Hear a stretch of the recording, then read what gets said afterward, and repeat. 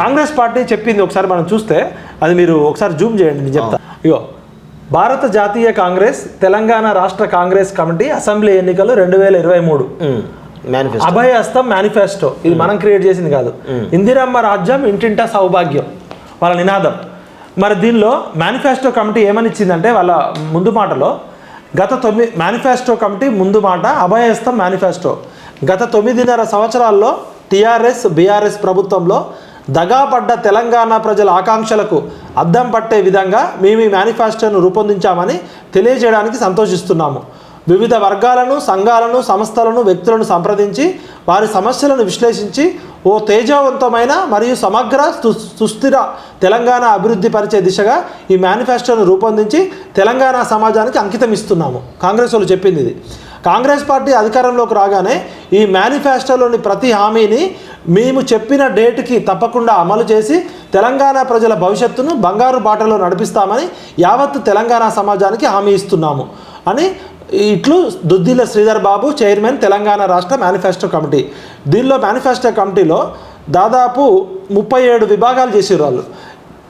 సుపరిపాలన అని, Chevella Hyderabad youth declaration అని యూత్కు సంబంధించి, వరంగల్ రైతు డిక్లరేషన్, చేవెళ్ళలో ఎస్సీ ఎస్టీ డిక్లరేషన్ చేశారు, మైనారిటీ డిక్లరేషన్ చేశారు, కామారెడ్డిలో బీసీ డిక్లరేషన్ చేశారు. ఈ బీసీ డిక్లరేషన్ పేజ్ నెంబర్ 16లో ఏం చెప్పారో చూద్దాం ఒకసారి. మీరు ఇది క్లోజ్ చేయడం. ఇగో నేను చదువుతున్నా చూడండి. అభయహస్తం మేనిఫెస్టో కామారెడ్డి బీసీ డిక్లరేషన్. రిజర్వేషన్లు కులగణన బీసీ కమిషన్ నివేదిక ఆధారంగా అధికారంలోకి వచ్చిన 6 నెలల్లోనే బీసీల రిజర్వేషన్లు పెంపు చేస్తా అన్నారు. అంటే 6 నెలల్లోనే ఫస్ట్ కులగణన చేస్తాము, బీసీ కమిషన్ ఏర్పాటు చేసి ఈ కులగణనలో వచ్చిన డేటాని బేస్ చేసుకొని బీసీ కమిషన్ సైంటిఫిక్గా స్టడీ చేసి 6 నెలలలోపే రిజర్వేషన్లు పెడతామన్నారు. ఎందుకు బీసీల రిజర్వేషన్లు పెంచుతామన్నారంటే కొత్తగా స్థానిక సంస్థల్లో ప్రస్తుతం ఉన్న బీసీ రిజర్వేషన్లు 23% నుంచి 42%కి పెంపు. పంచాయతీలు, మున్సిపాలిటీలో కొత్తగా 23,973 మందిని బీసీలకు రాజకీయ ప్రాతినిధ్యము, స్థానిక సంస్థల్లో బీసీ రిజర్వేషన్ల ఉపవర్గీకరణ. ఇప్పుడు కేసీఆర్ గారి ప్రభుత్వం 2014లో డేటా తీసుకొని ఇంకా న్యాయం చేయాల్సింది పోయి 33% ఉన్న స్థానిక సంస్థల్లో బీసీలకు ఉన్న రిజర్వేషన్ల కోటాని 23%కి తగ్గించింది సపరేట్ ఆర్డినెన్స్ తీసుకొచ్చి. కాంగ్రెస్ పార్టీ ఏం చెప్పింది? కేసీఆర్ గారు మీకు అన్యాయం చేశారు, ఇప్పుడున్న 23%ని మేము కనీసం 42%కి పెంచుతాము, అంటే దాదాపు 19% పెంచుతాము.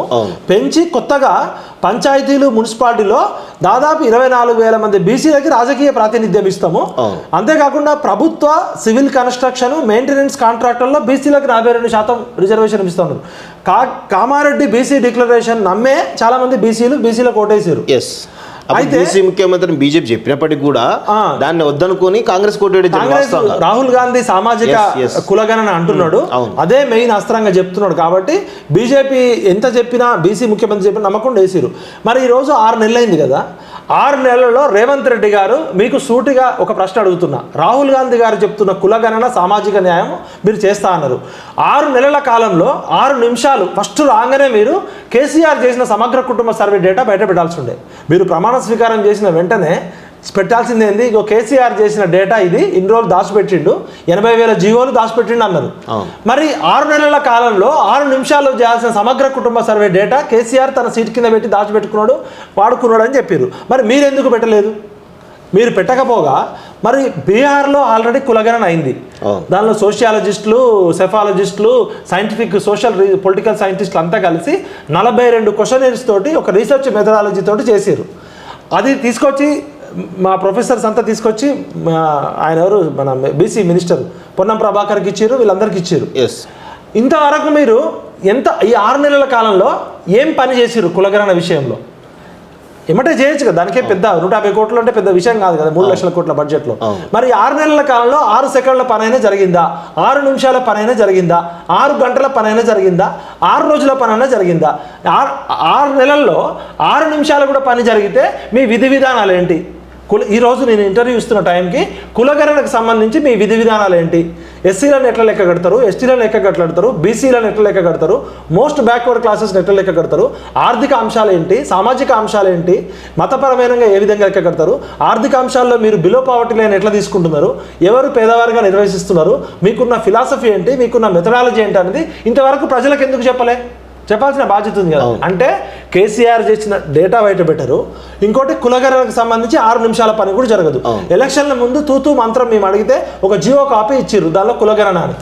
కులగణన అనేది రాహుల్ గాంధీ గారు చెప్పేది కానీ సమాజం కానీ కోరుకునేది సమాజంలో ఉన్న అన్ని కులాల యొక్క డేటా తీయమని చెప్తున్నాం. మరి కేవలం బీసీల డేటా అనేది ఇస్తామంటున్నారు. ముఖ్యమంత్రి గారు ఎప్పుడు మాట్లాడినా బీసీ కులగణన అంటాడు, రాహుల్ గాంధీ గారు సామాజిక కులగణన అంటాడు. అంటే ఈ రాష్ట్రంలో ఎంతమంది రెడ్లు ఉన్నారు, ఎంతమంది వెలమలు ఉన్నారు, ఎంతమంది కమ్మలు ఉన్నారు, ఎంతమంది బ్రాహ్మణులు ఉన్నారు, ఎంతమంది ఎస్సీలు ఉన్నారు, ఎంతమంది ఎస్టీలు ఉన్నారు, ఎంతమంది మైనారిటీలు ఉన్నారు తెలవాలి కదా. ఇప్పుడు మాకున్న సమాచారం ప్రకారం కొంతమంది ఐఏఎస్ ఆఫీసర్లు చెప్పిన దాని ప్రకారం ఈ రాష్ట్రంలో వెలమలు 1 to 1.2% ఉన్నారు. ఈ రాష్ట్రంలో రెడ్లు 5 to 5.2% ఉన్నారు. ఈ రాష్ట్రంలో కమ్మలు 1.5 నుంచి 2% ఉన్నారు. వెలమ, రెడ్డి, కమ్మ ఈ 3 కులాలు కలిపి కూడా వాళ్ళు 5%, వీళ్ళు 1%, వాళ్ళు 2%, అంటే 8 to 8.5% లేరు. 8 to 8.5% లేని అగ్రకులాలకి 10% రిజర్వేషన్ దొరుకుతుంది. 55% పైగా ఉన్న బీసీల లెక్క మాత్రం తీయరు. ఎస్సీలకి దామాషా ప్రకారం, రాజ్యాంగం ప్రకారం, వాళ్ళ జనాభా ప్రకారం వాళ్ళకి రిజర్వేషన్ దక్కుతుంది. ఎస్టీలకి వాళ్ళ జనాభా ప్రకారం రిజర్వేషన్ దక్కుతుంది. మరి బీసీల జనాభా లెక్క ఎందుకు తీయరు మీరు? ఎలక్షన్లలో మాత్రం అద్భుతంగా వాడుకుంటారు. కాంగ్రెస్ పార్టీ ఇలా దేశవ్యాప్తంగా చెప్తున్న నెరేటివ్ సామాజిక కులగణన చేస్తాం, బీసీలకి అన్ని రంగాల్లో అన్యాయం జరుగుతుంది, బీసీలలో మోస్ట్ బ్యాక్వర్డ్ క్లాసెస్ ఉన్నారని చెప్తున్నారు. రేవంత్ రెడ్డి గారి ప్రభుత్వానికి, కాంగ్రెస్ నాయకులకి ఏమన్నా చిత్తశుద్ధి ఉంటే మీ కాంగ్రెస్ పార్టీలో ఉన్న క్యాడర్ అయినా 6 నెలల్లో కేసీఆర్ సమగ్ర కుటుంబ సర్వే డేటా బయట పెట్టకుండా ఎమ్మెల్యే ఎలక్షన్లప్పుడు గెలుపు గుర్రాలని చెప్పి రెడ్డి దొరలకి, వెలమ దొరలకి, కమ్మ దొరలకి టికెట్లు ఇచ్చారు. ల్యాండ్ మాఫియా, శాండ్ మాఫియా 100 కోట్ల ఉన్నోళ్ళకి ఇచ్చారు. అప్పుడు ఏమన్నా అంటే బీసీలు గెలవలేరు, బీసీలు ఆర్థికంగా తట్టుకోలేరు, కేసీఆర్ దగ్గర లక్షల కోట్ల రూపాయలు ఉన్నాయి, ఆయన తట్టుకోవడం అంత ఈజీ కాదు, ఈసారి మేము గెలుపు గుర్రాలకి అధికారం ఇస్తాం, అధికారంలోకి వచ్చినాక మేము నామినేటెడ్ పోస్టులు, ఎమ్మెల్సీ పోస్టులు, స్థానిక సంస్థలు ఇస్తామని చెప్పారు. మరి అధికారంలోకి వచ్చిన తర్వాత మీరు ఇచ్చిన నామినేటెడ్ పోస్టులో ఎంతమంది గౌడ్స్కి ఇచ్చారు, ఎంతమంది పద్మశాలీలకు ఇచ్చారు, ఎంతమంది మునూరు కాపులకు ఇచ్చారు, ఎంతమంది యాదవులకు ఇచ్చారు, ఎంతమంది గొల్లకురుములకు ఇచ్చిండు, ఎంతమంది చాకలి, కమ్మరి, కుమ్మరి, మంగలి, బుడబుక్కల, బుడగజంగాల ఇలా చెప్పుకుంటా పోతే 119 బీసీ కులానికి ఒక పోస్ట్ కూడా ఇవ్వలేదు కదా. రెడ్లకేమో మొత్తం ఇచ్చారు. అంటే బూందీ మొత్తం రెడ్లది. ఈవెన్ బీసీలో ఉన్నట్టు మెజారిటీ కులాలు కూడా కనీస ప్రాతినిధ్యం కూడా లేదు. మొన్న ఎవరో చెప్తున్నారు సోషల్ మీడియాలో, టిఆర్ఎస్ ప్రభుత్వం వస్తే టిఆర్ఎస్ ఆ లడ్డు, టిఆర్ఎస్ అనే లడ్డూలో అక్కడొక్కడ జీడిపప్పు, కిస్మిస్ లాగా అక్కడ వేరే కులాలకు ఇస్తారు. ఇప్పుడు ఈ రెడ్డి లడ్డు, ఈ కాంగ్రెస్ పార్టీ అనేది రెడ్డి లడ్డూలో బూందీ మొత్తం వాళ్ళదే. అక్కడో జీడిపప్పు, అక్కడో కిస్మిస్ చూపించి సామాజిక న్యాయం అని చెప్తున్నారు. 90% పైగా ఉన్న జనాభా చేతిలో ఉండాలి కదా. అంటే బూందీలో లడ్డు, కిస్మిస్ లాగా అక్కడొకటి చూపించి ఇదే సామాజిక న్యాయం అంటున్నారు. మరి ఎమ్మెల్సీ సీట్లలో ఎందుకు ఇవ్వలేకపోయారు? నామినేటెడ్ పోస్టులు ఎందుకు లేకపోయారు? మీ పార్టీ అధికారంలో ఉంది కదా, పార్టీ పోస్టులలో ఎంతమంది బీసీలకు న్యాయం చేశారు? ఉదాహరణకి ఖమ్మం జిల్లా తీసుకుంటే, ఈ రోజు తీసుకుంటే ఎన్ఎస్యుఐ ప్రెసిడెంట్ కమ్మ, యూత్ కాంగ్రెస్ ప్రెసిడెంట్ కమ్మ, మహిళా కాంగ్రెస్ ప్రెసిడెంట్ కమ్మ, డిస్ట్రిక్ట్ కాంగ్రెస్ ప్రెసిడెంట్ కమ్మ. నామినేటెడ్ పోస్టులు 4 ఉంటే 4 కమ్మలకే. మన్నే సతీష్ అని ఒక ఆయన, రాయల శేషగిరి అనే ఒక ఆయన, ఇంకో ఆయన పొంగులేటి శ్రీనివాస్ రెడ్డి గారికి దగ్గర ఉంటారు, 2 కమ్మలు. ఇచ్చిందే 4 పోస్టులు 4 కమ్మలకి. 2 పిఆర్ఓ పోస్టులు ఖమ్మం జిల్లాలో ఇస్తే 2 శ్రీనివాసు, విజయ్ కుమార్ 2 కమ్మ. వాళ్ళిద్దరు కాంగ్రెస్ పార్టీ కార్యకర్తలు కాదు, తెలంగాణ ఉద్యమంతో సంబంధం ఉన్న వాళ్ళు కాదు, చంద్రబాబు నాయుడుకి దగ్గర ఉన్న కమ్మలు. అదైపోయిందా? ఉన్న ఒక్క రాజ్యసభ సీటు కమ్మ రేణుకా చౌదరి గారు.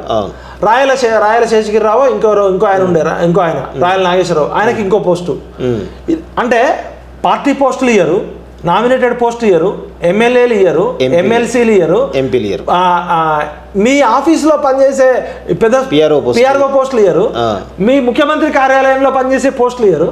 ఇది ఇవ్వకపోగా ఎంపీ ఎలక్షన్లలో మీరు ఏం చేసిరంటే 60% పైగా ఉన్న బీసీలకి 1 టికెట్ కూడా ఇవ్వకపోగా రెడ్డి కమ్మ కాంబినేషన్లో మొన్న TV9 ఇంటర్వ్యూ చూడండి మీరు, రజనీకాంత్ గారు అడుగుతుంటారు, మీరు ఖమ్మం జిల్లాలో కమ్మ ఆధిపత్యం ఉన్న జిల్లాలో కమ్మలకి ఇంత తీవ్రమైన అన్యాయం చేస్తారా రేవంత్ రెడ్డి గారు అని అడుగుతారు.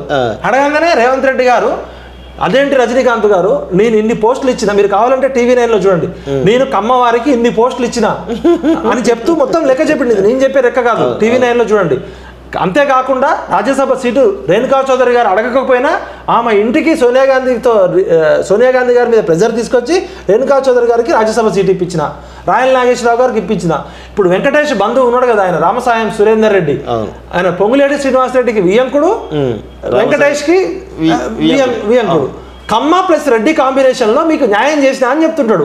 చెప్తూ అవును రజనీకాంత్ గారు, చాలా అన్యాయం జరిగింది కమ్మలకి, మీకు తెలుసు నేను కమ్మోళ్ళతో ఎంత లాభపడ్డానో, అసలు కమ్మోళ్ళ వల్లనే నేను ఇవాళ ఇక్కడ కూర్చున్నా, నా అభివృద్ధి అంటే మొత్తం కమ్మోళ్ళ వల్లనే, తెలంగాణ ప్రజలు ఓటేస్తే కాదు, తెలంగాణ నిరుద్యోగులు కష్టపడితే కాదు, తెలంగాణ విద్యార్థులు కష్టపడితే కాదు, కమ్మోళ్ళు, చంద్రబాబు నాయుడు, TV5, ABN రాధాకృష్ణ, మీ అందరు NTV, మీ వల్లనే నేను ఇవాళ కూర్చున్నా, మీకు అన్యాయం చేస్తానా నేను? అస్సలు చేయను, ఖచ్చితంగా రాబోయే పోస్టులో న్యాయం చేస్తా అని చెప్తాడు. కమ్మోళ్ళకి న్యాయం చేయి, తప్పు లేదు. మరి 55% పైగా ఉన్న బీసీలకి ఒక్క పోస్టు కూడా లేకపోతే, పార్టీ పోస్టులు లేవు, ఎమ్మెల్యేలు లేవు, ఎంపీలు లేవు, ఎమ్మెల్సీలు లేవు, నామినేటెడ్ పోస్టులు లేవు, నీ దగ్గర పనిచేసే స్టాఫ్ కూడా లేకపోతే మీకు ఎలాంటి మానసిక స్థితిలో ఉన్నారు అంటే, కేవలము తెలంగాణ అంటే పిడికెడు మంది పెత్తందారులు, 0.4% 1% ఉన్న వెలమ ధరలు, 1 to 2% ఉన్న కమ్మ ధరలు, 4 to 5% ఉన్న రెడ్డి ధరలు. వెల్కమ్ రెడ్డి రాజ్య స్థాపన అని చెప్తున్నారు. ఇదే రేవంత్ రెడ్డి ప్రతిపక్ష నాయకుడుగా ఉన్నప్పుడు మొత్తం కేసీఆర్ని దుమ్మెత్తి పోసిండి, ఇది వెలమ ధరల రాజ్యము, పిడికడి మంది వెలమ ధరలు ఉన్నారని చెప్పి ఇది గడిల వెలమ ధరలు అని చెప్పిండు. మరి మీరు అధికారంలోకి రాకముందు ఎస్సీలు, ఎస్టీలు, బీసీలు, గిరిజనులు, మైనారిటీలు, బీసీలో ఉన్న కులాల లిస్టు అన్ని చదువుతూ కమ్మరి, కుమ్మరి, మంగలి, చాకలి, బుడబుక్కలోళ్ళు, బుడగజంగాలోళ్ళు, పిట్టలోళ్ళు, యానాదులోళ్ళు, ఇట్లా రకరకాల కులాల పేర్లు చెప్తూ మనకన్నా ఎక్కువగా మీ అందరి కోసమే నేనని చెప్పిన రేవంత్ రెడ్డి గారు, మీరు అధికారంలోకి వచ్చినాక వాటాలలో ఎందుకు ఇవ్వట్లేదు? సమాజంలో జరిగే సంఘర్షణ అంతా వాటాల కొట్లాటే, ఎవరి వాటా వాళ్ళకి దక్కేదాకా నిత్యం పోరాటం ఉంటుంది. రాజ్యాంగ స్ఫూర్తియే సహజ న్యాయమే సామాజిక న్యాయం. ఇవాళ 55% పైగా ఉన్న ప్రజల లెక్క తీయట్లే. ఎంత దారుణం అంటే, కరెంటు స్తంభాల లెక్క ఉంటుంది, విరిగిపోయిన స్తంభాలన్నీ, వంగిపోయిన స్తంభాలన్నీ, సిమెంట్ స్తంభాలన్నీ, అల్యూమినియం స్తంభాలన్నీ లెక్క ఉంటుంది, జీవోత్సవాల లెక్క ఉంటుంది, జంతువుల లెక్క ఉంటుంది. కానీ ఈ దేశ జనాభాలో సగానికి భాగము ఈ దేశాన్ని అభివృద్ధి పదంలో పురోభివృద్ధిలో ఇస్తున్న బ్రిలియంట్ అండ్ క్రియేటివ్ గ్రూప్స్కి మాత్రం లెక్క లేకపోవడం ఈ అనాగరిక చర్య, అసాంఘిక చర్య, రాజ్యాంగానికి విరుద్ధము, సహజ న్యాయానికి విరుద్ధం. ఇప్పుడు న్యాయం అంటే ఏంది? జస్టిస్ అంటే ఎవరికి దక్కాల్సింది వాళ్ళకి దక్కడమే న్యాయం.